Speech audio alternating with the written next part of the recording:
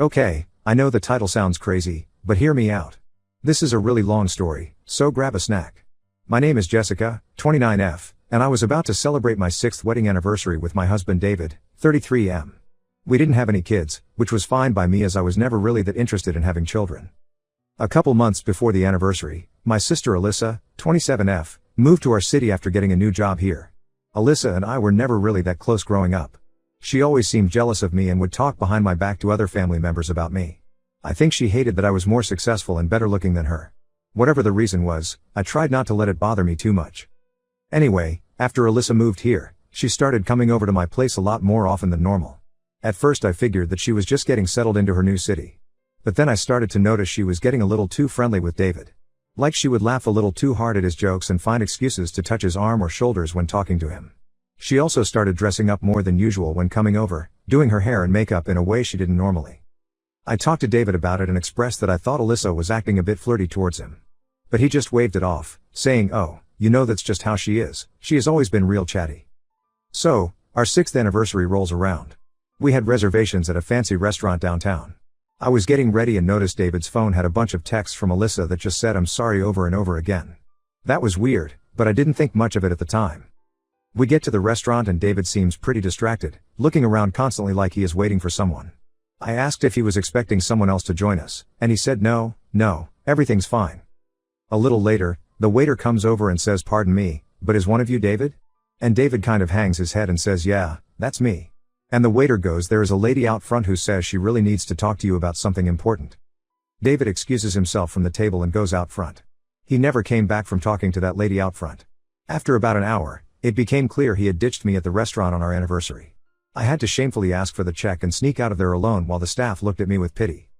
In the Uber home, I finally worked up the courage to check David's phone, which he, mistakenly in hurry, had left on the table. Sure enough, the lady was none other than my own sister Alyssa. They had planned this whole thing to elope together and run away, leaving me alone. Over the next few days, I had to go through the humiliation of telling friends and family what happened. Most were outraged on my behalf, saying horrible things about David and Alyssa. Calling them selfish, manipulative snakes who deserve each other. A few actually took David's side, saying I must have been an awful wife who drove him into Alyssa's arms. Like I was somehow to blame for him cheating with my own sister. In public, I've been acting like the devastated, abandoned wife. I cry on demand, I look drained and sulk around in sadness. But in private, behind closed doors, I'll admit it, I am relieved that David is gone. I'm happy that he eloped with Alyssa. Here's the truth that no one knows, our marriage was already a sham. He had been cheating on me constantly with multiple women for years.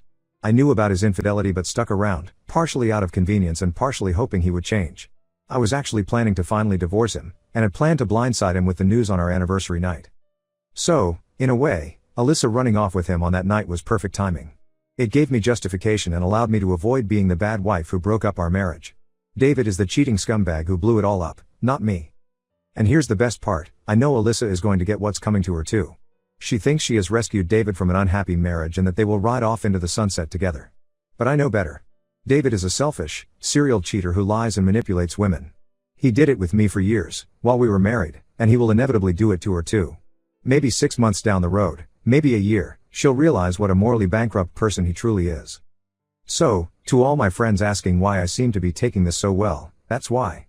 I got David out of my life once and for all, and in a few months, I will get that sweet karmic revenge on Alyssa too when he pulls the same crap with her.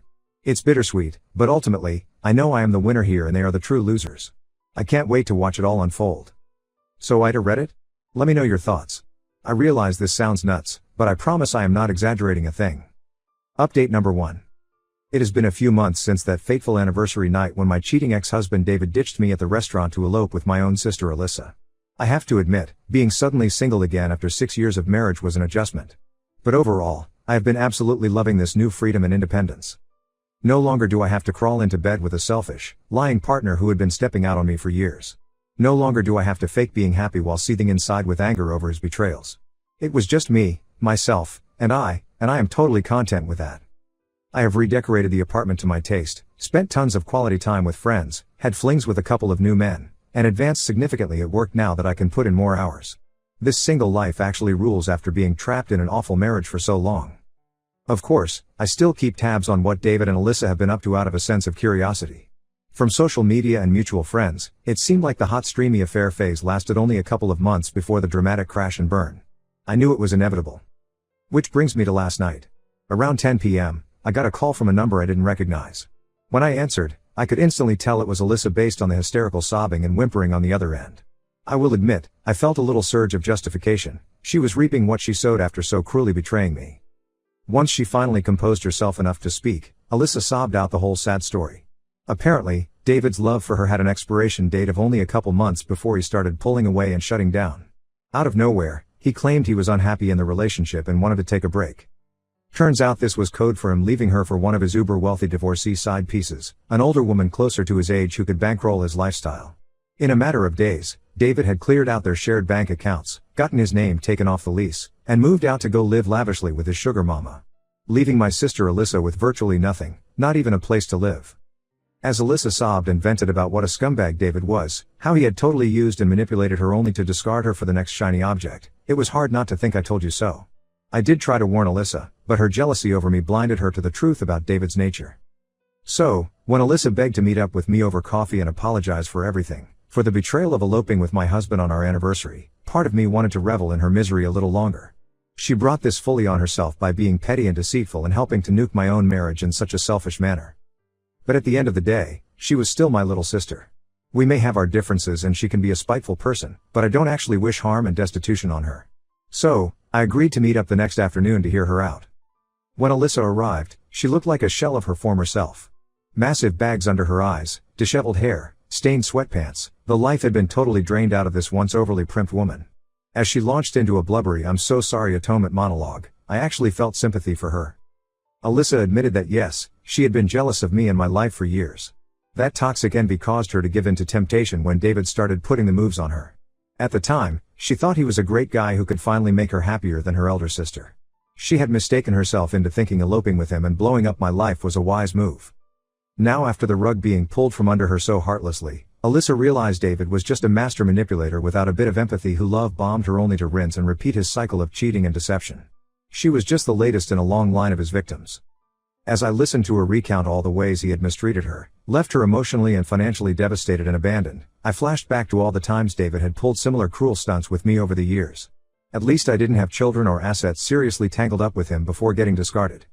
In that moment, Alyssa and I realized we had both been taken for a ride by the same narcissistic con man. Her blind jealousy had caused her to miss all the same red flags about David's true nature that I had been willing to overlook during our marriage. We had both wasted way too much time and emotion on someone so fundamentally toxic. That's when I started to get an idea. We both had been among the string of wronged women used and discarded by David over the years. But from Alyssa's description, this new sugar mama divorcee girlfriend seemed to be in total delusion about what a great partner she had landed, how in love they were, how he would finally be the ride or die loyal companion she was looking for after her own divorce. Alyssa and I looked at each other and realized, why should this new woman have to find out the same way we did, after months or years of emotional and financial abuse? Someone needed to give her a reality check on the sort of cheating lowlife liar she was choosing to hitch her wagon to before it was too late. I floated the idea, why didn't Alyssa and I confront this woman face to face, tell her the heavily documented truth about David's sordid past and patterns, and urge her to dump him before being taken for everything she was worth? For once, we could take the power back from this man who had so badly taken advantage of us. To my surprise, Alyssa was totally on board with this delightfully petty plan for justice.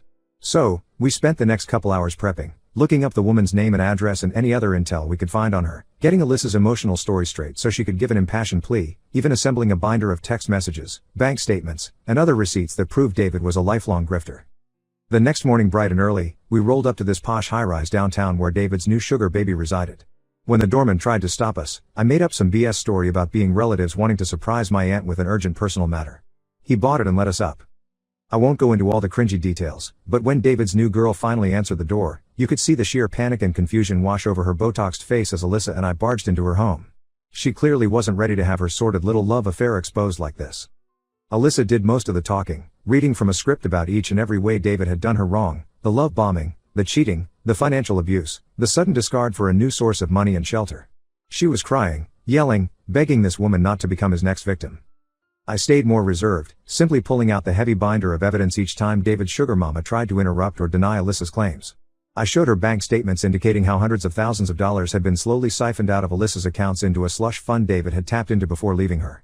I produced incriminating texts and photos proving his endless infidelity. At a certain point, the woman simply broke down sobbing, finally seeing David for the sociopathic scammer he was. She asked for some time to process it all, so Alyssa and I left her with the binder and warned her if she didn't get as far away from David as possible immediately, the same nightmare would just keep repeating itself endlessly.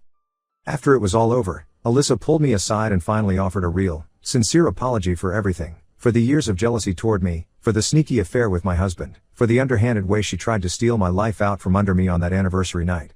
I could tell she finally had perspective on how despicable and selfish she had been. She said if I was willing, she'd like to try turning over a new leaf and actually be sisters again, real ones who had each other's backs this time instead of looking to sabotage and one up the other.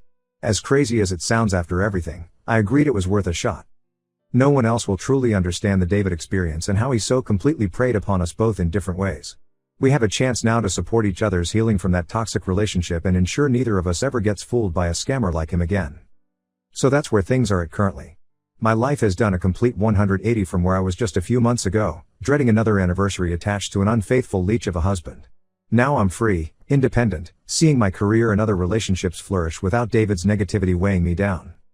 And in an unexpected twist, the sister who I thought stabbed me in the back most deeply is now an ally of sorts. Alyssa and I have been through the same emotional ringer with this vile, manipulative man and seen how he operates firsthand. We're bonding over that shared trauma and have each other's backs in a way we never did before. Could Alyssa and I one day actually become close? Could I ever fully regain that unconditional sisterly trust after her betrayal? It remains to be seen. But for now, I'll settle for having a truth bomb partner to help other potential victims see David's true colors before getting sucked into his toxic cycle. Call that sisterly solidarity 2.0 for now. So Ida, for being happy David is out of my life for good, even if it came through such a slimy betrayal with my own sibling? For feeling a sense of perverse glee along with Alyssa about blowing up his current sugary romance and ensuring he faces real consequences this time? I realize it all looks petty, unhinged, and unforgivable from the outside. But you'll just have to trust me when I say David's punishment was a long time coming. He deserves that and much more. Let me know if I'm being too harsh or self-justified here. Despite the misery that Snake tried to inflict upon me, I'm truly in a good place now. I just love some neutral outside validation that I'm not totally in the wrong here given the circumstances. Thanks for reading my overly long saga, friend.